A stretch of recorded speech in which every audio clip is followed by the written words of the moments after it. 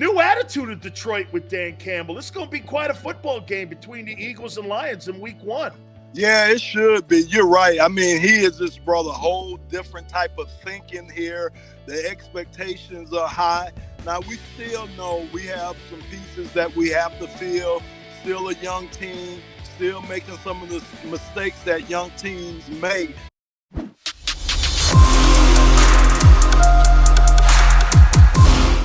Today is cutdown day. Today is, without a doubt, cutdown day. Guys, let's do this for a second here. Let's take a look at the Eagles' first opponent, and that's going to be the Detroit Lions. And there's a new attitude in Detroit. And I think Dan Campbell's done a hell of a job, and a guy who played 20 years in Detroit, and a guy who's a living legend. He's my friend. He is Lomas Brown, part of the broadcast team.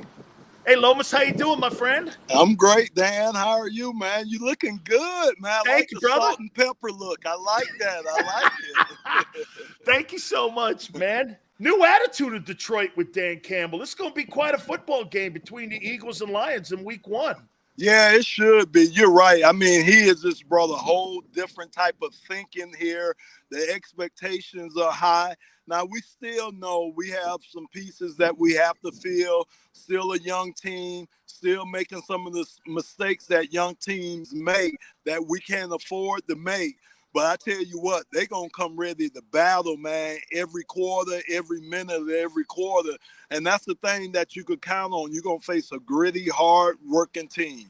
Hey, Lomas, it looks to me that these guys have put a lot of work in these Lion team. I mean, you know, you look around the league, and even when I'm talking about the Eagles, I mean, helmets and shorts a lot of the way. But when I watch Hard Knocks and I'm watching the Lions, these guys are full pads. They're full go. I mean, there's like a new attitude in the building that the players are now accountable. Yeah, you look at the coaching staff. Just think about the coaching staff that they have. I mean, when you talk about Randall L., talk about Hank Fraley, talk about Mark Brunell, Calvin Shepard, you know, and of course the head man himself, Dan Campbell and Deuce Staley.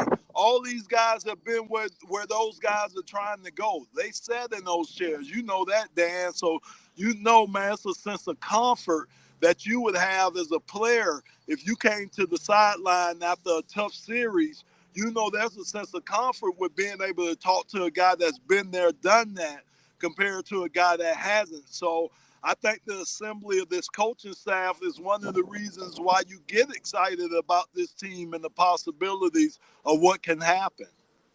Are you a Jared Goff fan? I am. I'm telling you, man, he's a young guy. Think about it, man. The guy's only 27 years old. He's still a young guy. I think what Jared has to do, and I think he will do, is he's going to get out of his way this year, meaning that he was probably doing a lot of thinking last year. Think about it, first year in his system, first year out of California in Detroit. You know, 2 different coordinators throughout the year, you know, new teammates. Just think about all the things he had to make an adjustment to. Now, year 2, you know, he's a lot more familiar with everything now, so things should slow up for him, and he should be willing to take more chances. I think that's what the coaching staff is looking for out of Jared this year, is when you got a chance or you got a guy that's open, let it go.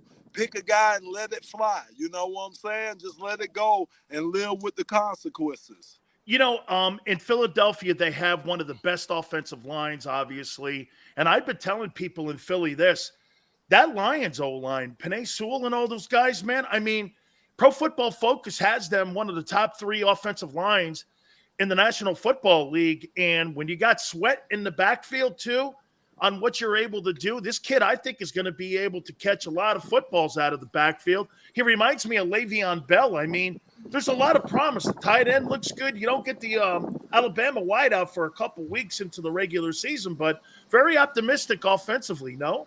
Yeah. I mean, I don't think offense is going to be the problem this year or should be the problem here. Like you say, if that O-line plays the way that they want to play, see, they put expectations on themselves that they want to be the number one offensive line. So, they put a lot of expectation on themselves to perform. So if they perform, I know the offense is going to be in great hands this year. It's the defensive side of the ball where you have to worry about, will we be able to stop people? We're going to a wide, where we're going to the 4-3 defense, but then, they're going to the wide nines. So, that automatically create lanes for the running backs, man, just by the alignment of the defensive ends. Unless those linebackers are able to come down and fill those lanes, and so that's going to be one of the biggest question marks this year, how our linebacking crew handles that. And then, of course, how we do back in the secondary this year.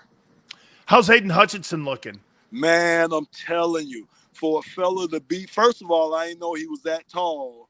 But for a fella, he's like 6'7". Yeah, he's taller than you, right? Yes, and you're like man. 6'6". Yes, when I met him, I was shocked at how tall he was. But I'm telling you, Dan, the thing that shocks me is his change of direction. To be that big, I mean, it's unbelievable how he's able to just kind of stop on a dime and change direction with a body size that big. So that and his hustle have been the two things that have impressed me the most so far from him. And as a rookie, he gonna have his ups and downs. You already know that.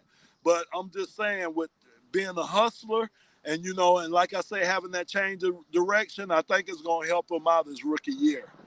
Finally here, Lomas, boy, I see Chris Spielman's attitude all over this place. I mean, you played with him, I know him well. I had a cup of coffee with you guys.